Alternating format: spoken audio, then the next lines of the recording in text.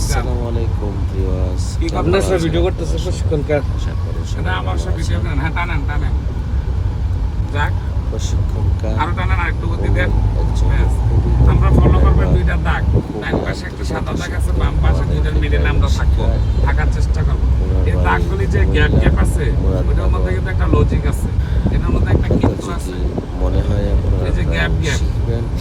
এই সাইডটা কিন্তু একটা না দেওয়া, লাইনে কিন্তু একটা গ্যাপ। এই গ্যাপের মধ্যে অতিক্রম করতে পারবেন আপনি, আরো গতি চালান। এটা ঘুরানোর কোনো কিছুই নাই, দূরে রাখেন। প্রয়োজন হলে আপনি ঘুরাইবেন, বাম দিকে যাইতে হলে বামে দেবেন, ডান দিকে যাইতে হলে ডাইনে দেবেন। আরেকটা জিনিস, আমরা যেটা চালাচ্ছি আমাদের ব্রেকটা একবারে রাখতে হবে। কি গাড়ি বন্ধ হয়ে যাক কিন্তু ব্রেক একবারে ঢুকতে, ঠিক আছে?